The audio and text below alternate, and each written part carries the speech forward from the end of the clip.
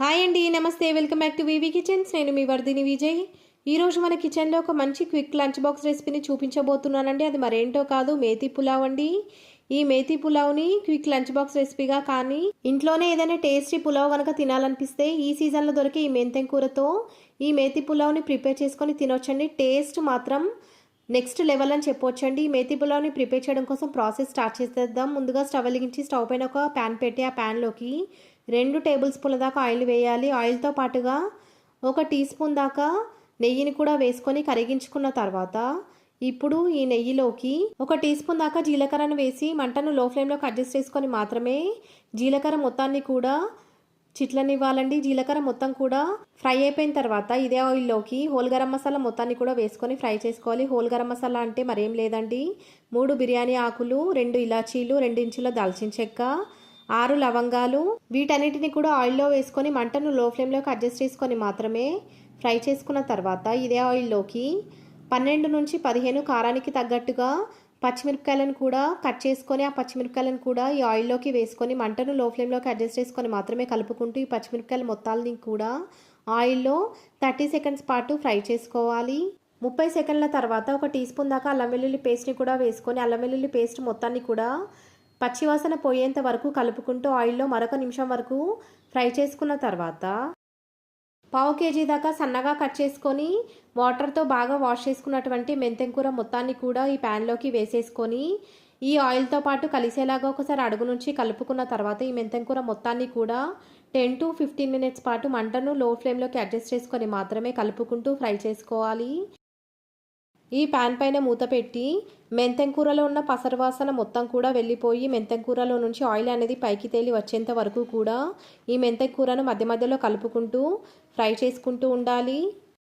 వీడియోలో చూపిస్తున్నట్టుగా ఈ మెంతెం కూరలో నుంచి ఆయిల్ అనేది పైకి తేలి వచ్చిన తర్వాత ఈ మెంతెం కూర మొత్తాన్ని ఒకసారి అడుగు నుంచి బాగా కలుపుకొని ఇప్పుడు ఈ ప్యాన్లోకి 1 గంట సేపు నానబెట్టుకున్నటువంటి బాస్మతి రైస్లో నుంచి వాటర్ మొత్తాన్ని కూడా తీసేసుకొని కేవలం బాస్మతి రైస్ మాత్రమే ఈ ప్యాన్లోకి వేసేసుకోవాలి. ఇలా మనం మేతి పులావ్ని ప్రిపేర్ చేసేటప్పుడు బాస్మతి రైస్ని యూజ్ చేయడం వల్ల ఈ మేతి పులావ్ టేస్ట్ అనేది చాలా బాగుంటుందండి. మీ దగ్గర కనుక బాస్మతి రైస్ అవైలబుల్గా లేకపోతే నార్మల్ సోనా మసూరి రైస్తో కూడా ఈ మేతి పులావ్ని ప్రిపేర్ చేసుకోవచ్చు. బాస్మతి రైస్ని వేసుకున్న తర్వాత కొన్ని పచ్చి బఠానీలను కూడా వేసేసుకోవాలి. నేను ఫ్రోజన్ బఠానీని యూజ్ చేస్తున్నాను కాబట్టి ఇప్పుడు వేస్తున్నానండి. మీరు కనుక డైరెక్ట్గా పచ్చి బఠానీని యూజ్ చేస్తున్నట్లయితే ఈ మెంతెం కూరని వేసినప్పుడే ఆ బఠానీని కూడా వేసుకొని ఆయిల్లో ఫ్రై చేసుకోవాలి. రైస్ మొత్తాన్ని ఈ మెంతెం కూరతో పాటు కలిసేలాగా అడుగు నుంచి ఆయిల్లో బాగా కలుపుకోవాలి. ఏమాత్రం రైస్ విరిగిపోకుండా ఈ రైస్ మొత్తాన్ని కూడా అడుగు నుంచి కలుపుకుంటూ ఉండాలండి. అలా రైస్ విరిగిపోకుండా కలుపుకోవాలనుకుంటే అట్లకాడని యూజ్ చేసామంటే రైస్ ఏమాత్రం విరిగిపోకుండా జాగ్రత్తగా ఈ రైస్ మొత్తాన్ని కూడా కలుపుకోవచ్చు.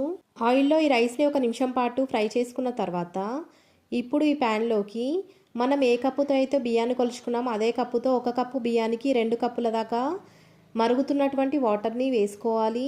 సరిపడా వాటర్ మొత్తాన్ని కూడా వేసేసుకున్న తర్వాత ఈ వాటర్ మొత్తంతో ఈ బియ్యం మొత్తం కూడా కలిసేలాగా ఒకసారి అడుగు నుంచి కలుపుకున్న తర్వాత మంటను లో టు మీడియం ఫ్లేమ్లోకి అడ్జస్ట్ చేసుకొని 5 మినిట్స్ పాటు ఈ ప్యాన్ పైన మూత పెట్టి ఉడికించుకోవాలి. 5 మినిట్స్ తర్వాత మంటను లో ఫ్లేమ్లోకి అడ్జస్ట్ చేసుకొని మరొక 10 మినిట్స్ పాటు ఉడికించినట్లయితే ఈ మేతి పులావ్ మనకు కావాల్సినట్టుగా టేస్టీగా ప్రిపేర్ అవుతుందండి.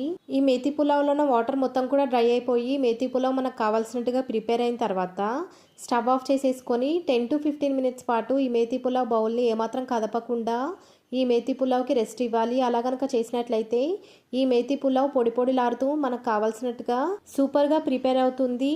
10 మినిట్స్ తర్వాత ఈ బౌల్ పై నుండి మూత తీసి ప్రిపేర్ అయినటువంటి మేతి పులావ్ని ఒక్కసారి చెక్ చేసుకోవాలి. నాకైతే ఈ మేతి పులావ్ పొడి పొడి రాడుతూ చాలా బాగా ప్రిపేర్ అయిందండి. ఈ మేతి పులావ్ మొత్తాన్ని కూడా ఒక సర్వింగ్ బౌల్లోకి ట్రాన్స్ఫర్ చేసుకొని మీకు నచ్చినట్టుగా రైతాతో కానీ లేదా ఏదైనా కర్రీతో కానీ లేదా డైరెక్ట్గా తిన్నా కూడా టేస్ట్ మాత్రం అద్భుతంగా ఉంటుంది. అంతేనండి, ఇంత సింపుల్గా ఈ మేతి పులావ్ని నిమిషాలలో ప్రిపేర్ చేసుకోవచ్చు. ఈ సీజన్లో కంపల్సరీగా ప్రిపేర్ చేయాల్సిన రెసిపీ అండి ఇది. మీరు కూడా ఈ వీడియో చూసి మీ ఇంట్లో ప్రిపేర్ చేసి ఎలా వచ్చిందో నాకు ఫీడ్బ్యాక్ ఇవ్వడం మాత్రం మర్చిపోకండి. మరికొన్ని quick and healthy lunch box recipes మన ఛానల్లో ఉన్నాయి. మీకు కనుక కావాలనుకుంటే లింక్ డిస్క్రిప్షన్లో ఇస్తాను, మీకు వీలైతే ఒకసారి చెక్ చేసేయండి. ఈ రెసిపీ కనుక మీకు నచ్చినట్లయితే లైక్ చేయండి, షేర్ చేయండి, సబ్స్క్రైబ్ చేయండి.